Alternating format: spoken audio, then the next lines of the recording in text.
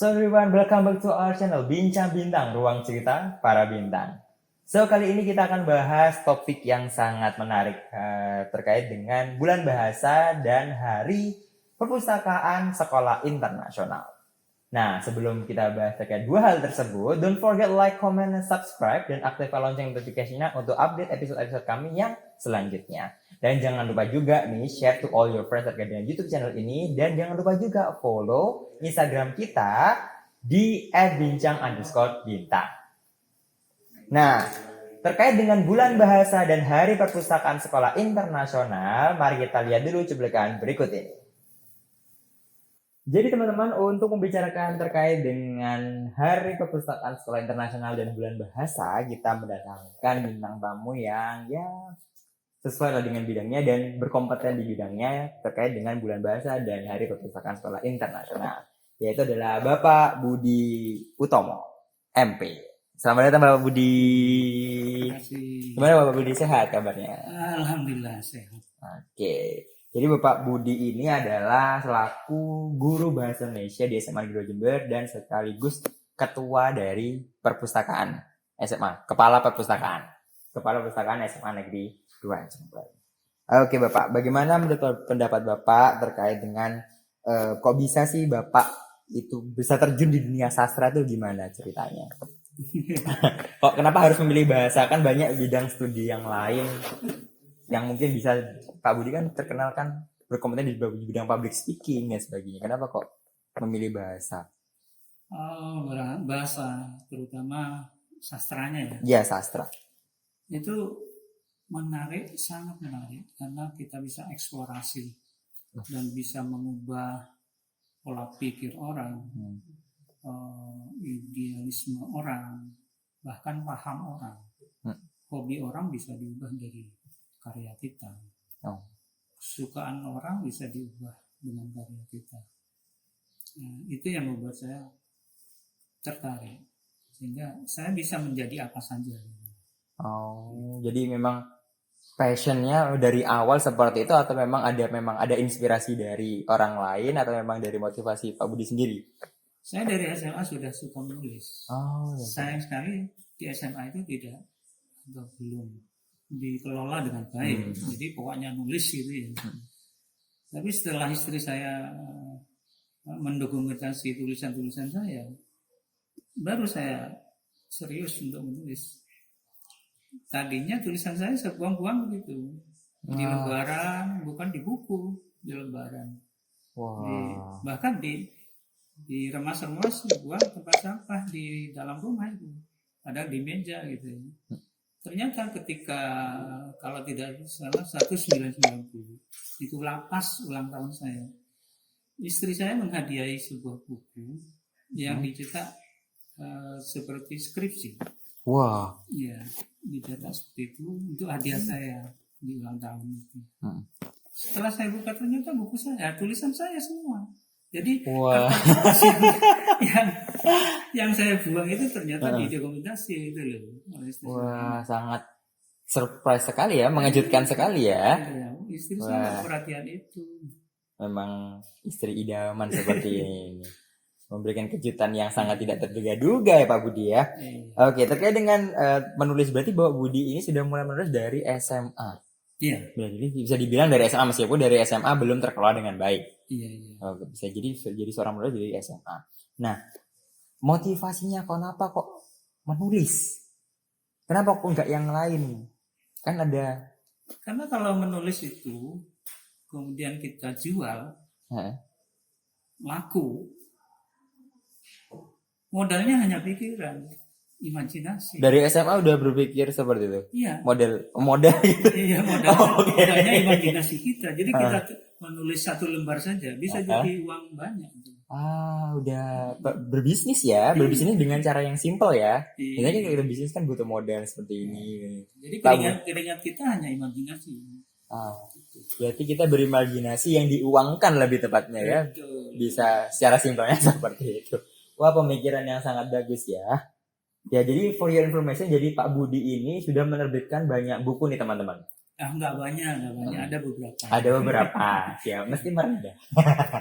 Jadi Pak Budi ini terkenal sebagai penulis yang handal. Jadi beliau ini selalu men-share atau sharing terkait dengan bagaimana sih cara menulis yang baik, maupun kepada siswa, maupun ke kerabat-kerabat guru, bagaimana cara publikasi yang baik, website-website yang ini loh websitenya untuk bisa tulisan kita terbagus dengan baik, ada uangnya loh. Nah itu Pak Budi selalu memberikan link-link yang seperti itu teman-teman semuanya. Jadi beliau adalah sosok-sosok yang harusnya bisa menjadi inspirasi anak muda zaman sekarang.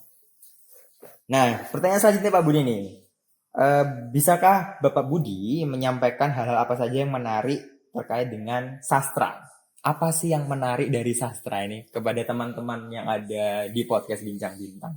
Secara kebahasaan, sastra itu sangat menarik dari bahasa itu sendiri. Kita bisa membuat kalimat yang membuat orang melayang-layang pikirannya. Kenapa? Di dalam kalimat itu mengandung keindahan. Apalagi dalam bentuk paragraf, apalagi dalam bentuk buku. Itu menariknya dalam bersastra. Orang bisa membayangkan kehidupan di langit dari tulisan kita, kehidupan di dasar laut, bahkan di akhirat. Waduh, Itu. berat. Jadi intinya kita bisa menuangkan apapun yang kita pikirkan dalam sastra tadi. Dunia sastra itu tidak terbatas. Jadi mana suka dan arbitrer. Oke Pak, untuk sekali dengan pengalaman Bapak Budi dalam dunia sastra sudah pastinya udah lama, kan? Nah, apa sih pencapaian yang Bapak sudah raih, baik yang pencapaian yang biasa maupun yang luar biasa dari selama Bapak terjun di dunia sastra? Tidak banyak sih. Secara organisasi saya sudah di APPI. Apa itu APPI? Kalau dulu kepanjangannya Asosiasi Penulis Profesional Indonesia. Sekarang karena banyak gurunya diubah menjadi Asosiasi Penulis Pendidik Indonesia. Ada di situ ada banyak penulis profesional. Ya semuanya lah. Gitu. Tapi banyak yang pentolan, yang jauh di atas saya. Itu pencapaian organisasi. Kemudian di MGMP nasional. Yang sebelum Mas Nadim ini ada Pak Muhajir di dalamnya. Di MGMP nasional.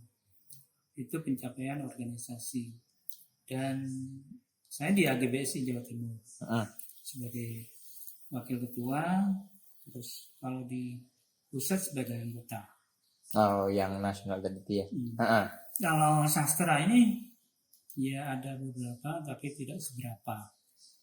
Salah satunya saya pernah dapat penghargaan dari KSN. KSN itu komunitas scriptwriter Nusantara. Jadi nasional. Waktu itu ada pemilihan peserta pelatihan terbaik. Kami ini disuruh menulis naskah film. Semua anggota. Dan kebetulan saja saya yang dipilih sebagai peserta yang terbaik. Hebat sekali. Terus kalau sertifikat penulis dari beberapa penerbit ada. Berarti sudah ini kurang lebih berapa Pak? 20 buku yang sudah terbit? Ya belum lah. 10 lebih. Bisa dibilang ya. Wah itu sudah. Namun menerbitkan buku kan agak susah Pak. Bagaimana Pak Budi bisa mendapatkan inspirasi begitu? Saya punya teori. Apa teori yang bisa dibagikan kepada teman-teman di rumah? Ini teorinya ya. Teori saya itu sangat simpel sekali. Menulis itu, mengarang itu, berbicara dalam bentuk tulisan. Gitu. Bukankah kita bisa bicara? Bisa sih. Bicara apa saja. Iya bisa. Ya sudah, tulis saja yang kita bicarakan. Itu yang pertama. Yang kedua, kita tidak hanya bisa menulis, tidak hanya bisa mengarang. Bahkan dari kecil itu, ketika kita sudah bisa bicara, kita sudah bisa bermain drama. Ya, ya, ya. Contoh, ayo re aku jadi polisi nih, Eh, kon jadi maling nih. Masih anak kecil itu kan bersandiwara. berdrama. Itu imajinasi mereka. Iya. Itu. Ya, ya, ya. Jadi kadang kalau ada orang mengatakan saya tidak bisa mengarang, tidak masuk akal. Buat saya Padahal dikit-dikit semua orang bisa mengarang. mengarang bebas banget. Iya. Bahkan ulangan pun mengarang kan ya. Bahkan ulangan pun mengarang. Oke, berarti ya bisa dibilang Pak Budi ini pro lah ya, pronya. Ya bisa saya bilang pro.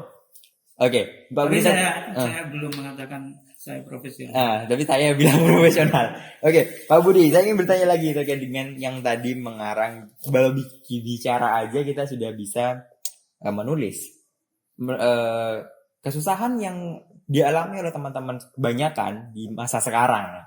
Kita kan susahnya untuk mengubah bahasa percakapan menjadi bahasa tulisan itu kan sangat susah. Itu tips triknya gimana dari sastra sendiri? Ini saya bicara teori dulu. Secara teori, sumber karangan itu ada 4. Yang pertama pengalaman. Kita pengalaman tiap hari kan pengalaman kita banyak. Nah itu bisa kita tulis. Sudah bicara aja kita sambil nulis. Ya, ungkap pesan. Misalnya sekarang ini. Ini kan pengalaman. Ini bisa jadi tulisan saya. Ya. Cara digambarkan bagaimana saya ditanya dan sebagainya. Bagaimana saya menjawab situasi di sini. Nah, ini pengalaman. Kemudian yang kedua pengamatan. Kita ngamati apa saja. Misalnya pemandangan. Tulis saja. Di situ gunung misalnya, seperti apa gunungnya, batuan, udaranya dan sebagainya. Yang ketiga imajinasi. Ini yang agak sulit. Ya, jadi kita membayangkan sesuatu yang tidak ada. Jadi kita mengarang di sini, menghidupkan sesuatu itu di kepala kita. Ya ini yang bikin mahal dari sebuah sastra itu di sini ya. Imajinasinya. Rata-rata karangan saya nakal. Itu yang biasanya laris di pasaran nakalnya. Saya beri contoh ini. Saya banyak drama berupa operet. Ya, kumpulan operet saya semuanya nakal. Contoh Joko Tarub. Dalam cerita aslinya kan Joko Tarub mencuri baju dayang. Iya. Bidadari. Itu saya balik ceritanya. Joko Tarub mandi di sumber, kemudian para bidadari berebut untuk mengambil pakaiannya. Nakal sekali ya bidadarinya. Malin Kundang itu ibunya yang dikutuk. Cerita aslinya kan Malin Kundang. Itu saya balik, tapi masuk akal. Ingin tahu? Baca bukunya. Oke. Baca bukunya guys. Oke. Berarti yang dari 4 unsur yang tadi 4 teori tadi yang memang yang paling dibutuhkan adalah imajinasi. Betul. Iya Pak ya. Kita pengalaman ada, lebih berkualitas. Pengamatan ada, tapi kalau tidak dibumbui dengan imajinasi itu pun nggak akan jadi bukan jadi karya, akan jadi karya tapi cuma tidak menarik. Iya. Nah seperti itu. Bumbunya di imajinasi. Wah berarti memang Pak Budi ini tergolong yang banyak imajinasinya berarti ini ya. Ya bisa lah. Untuk mendapatkan imajinasi Pak Budi bagaimana? Apa memang butuh treatment khusus atau gimana? Memang selalu datang gitu aja?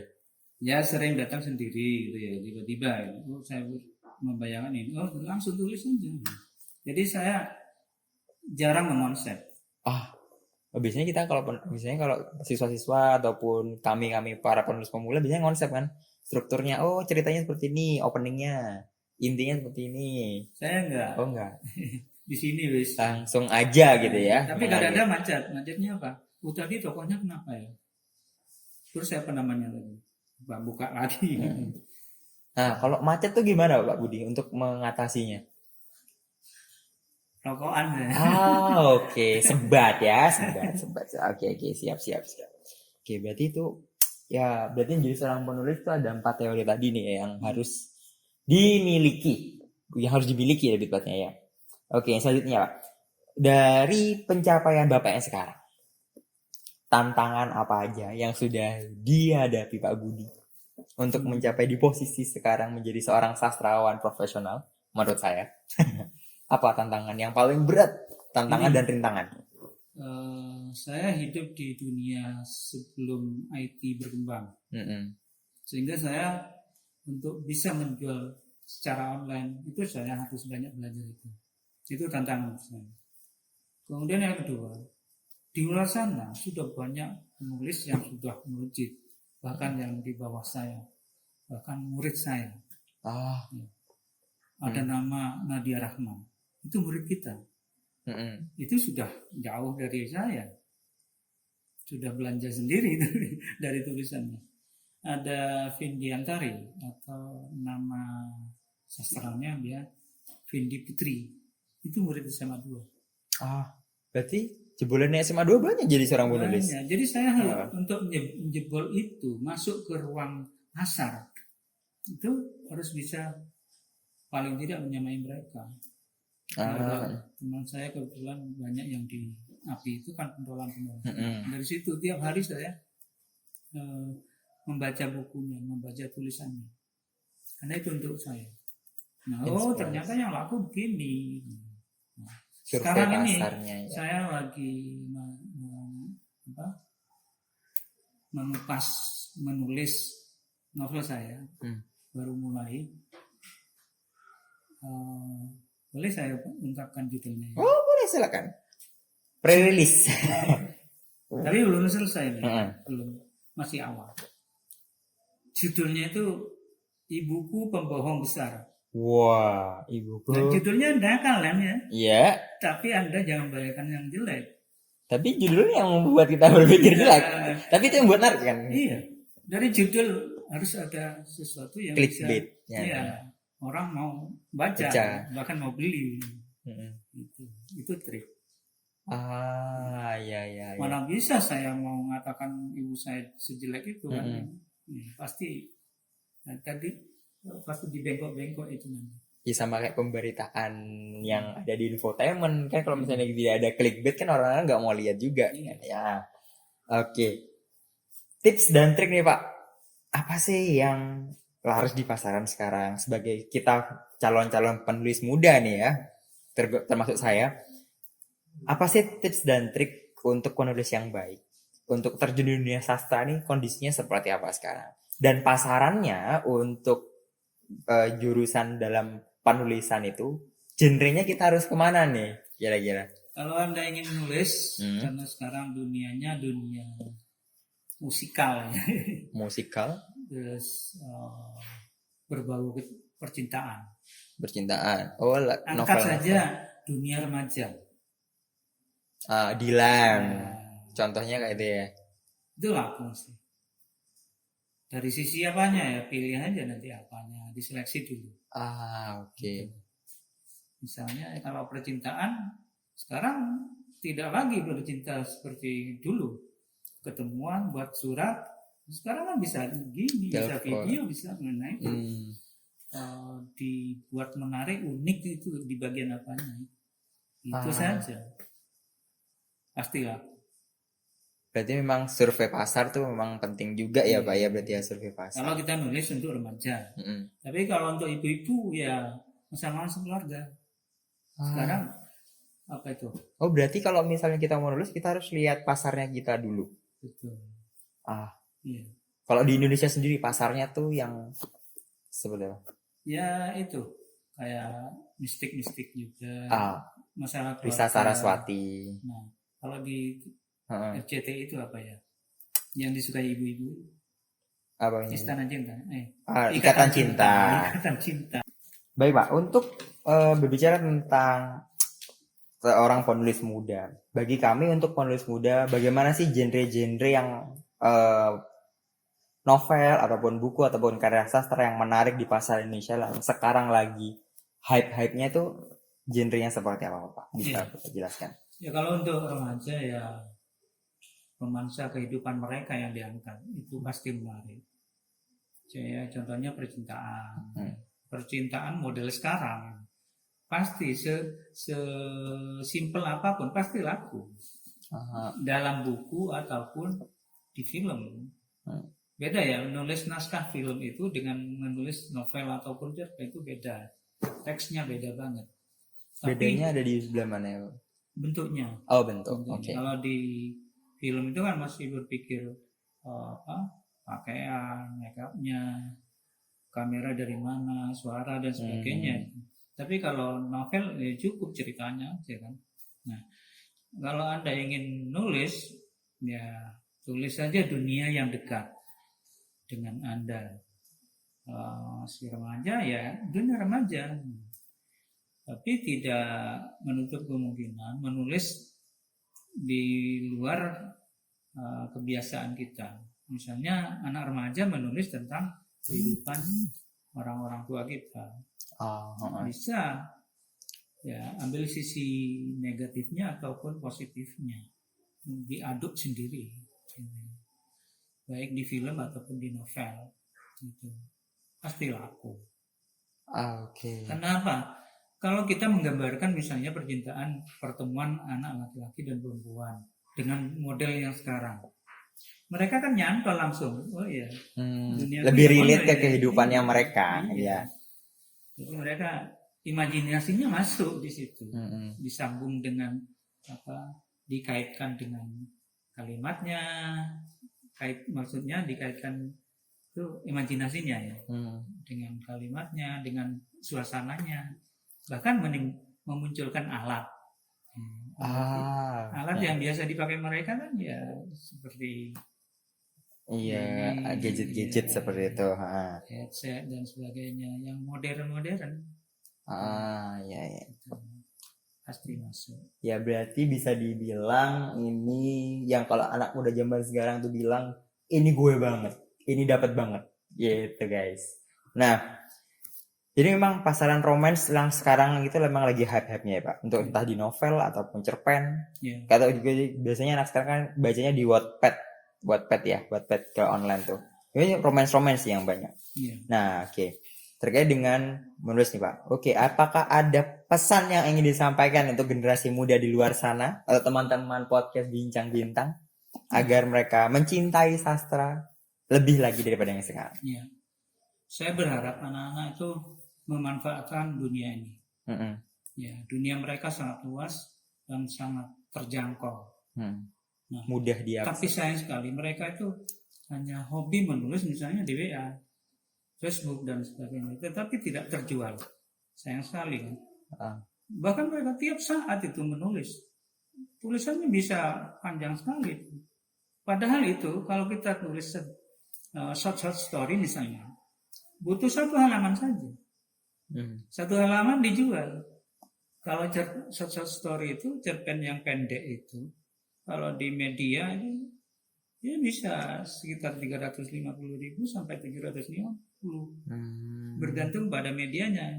Kalau Kompas beda dengan Japos, beda dengan yang lain lagi. Genrenya juga beda-beda. 1 halaman saja. Nah, bahkan 2-3 halaman itu beda lagi harganya. Mereka itu bisa menulis itu tiap hari. Tapi kenapa tidak dijual? Tapi belum sadar mungkin ya. Berarti tulisan tuh bisa diuangkan lebih tepatnya ya Pak ya. Wah, jadi sangat sayang sekali untuk teman-teman yang nggak bisa manfaatkan momen-momen kesempatan. Padahal itu adalah kesempatan yang bagus untuk upgrade skill ataupun bisa berbisnis dengan karya sastra. Wah, sangat inspirasional sekali ya. Yang terakhir ini, ya mungkin di luar konsep itu. Ini kebetulan kan. Kemarin ketika saya di telepon, di WA, di chat panitia melalui Maulidia itu, ternyata setelah itu saya dapat kabar bahwa sertifikat saya keluar. Wah. Sertifikat dari BNSP. Oke, yang ini tadi.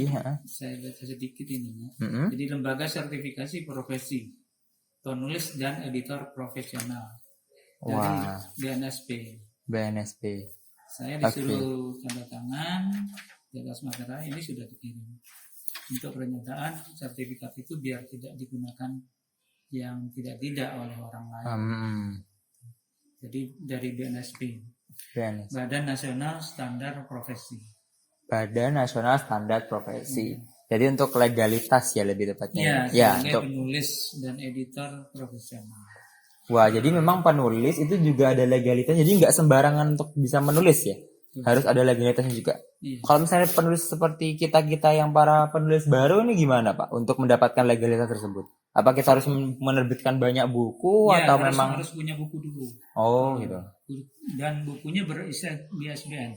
Oh, Ada beberapa, terus nanti kita diuji, uji tulis dan uji berkaitan dengan tulisan kita. relate apa akurat nggak ini atau menarik Ya, nggak ini? kemampuan kita bersastra itu seperti apa? Oh ya. Diuji waktu itu. Oh, Kita seperti disuruh itu. menulis dalam sekian menit.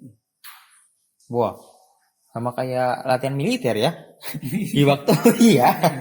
Jadi kita ngajukan buku Nah, yang sebagai bukti bahwa kita bisa menulis. mm-mm. Dan buku itu harus ber-ISBN. Diajukan. Oh, layak untuk ikut ujian. Mm-mm. Setelah ujian, oh layak dapat sertifikat ini. Oke. Berarti untuk menjadi seorang penulis profesional ya memang butuh perjuangan yang bisa dibilang nggak mudah ya, nggak cuman proses ya, tapi harus telaten, sabar lah intinya. percaya diri, nggak butuh sabar. Kadang-kadang kan kompetitor yang buat kita down ya. Iya. Kompetitor kita Kalau lihat. saya gini loh, biar orang menulis begitu, ya mereka begitu, saya begini. Kemampuan saya begini, kan tidak harus sama dengan mereka. Oke. Berarti intinya berpegang teguh dengan prinsip dan percaya diri aja gitu ya terkait dengan kemampuan. Oke, Bah. Sangat inspirasional sekali terkait dengan Pak Budi ini. Guru bahasa Indonesia ya juga jalan, kepala pustakaan jalan, penulis ya jalan juga. Waduh, ini sangat inspirasional sekali guru kita yang satu ini. Oke Bapak, saya ucapkan terima kasih sudah menjadi bintang tamu di acara Bincang Bintang pada kali. Ya, oke, maaf. Menjadi tamu di acara Bincang Bintang kali ini. And don't forget, sebelum mengakhiri podcast Bincang Bintang kali ini, don't forget like, comment, and subscribe, dan aktifkan lonceng notification-nya untuk update episode-episode kita yang selanjutnya. Dan jangan lupa juga share to all your friends dan follow Instagram kita di @bincang_bintang. See you next video and bye-bye.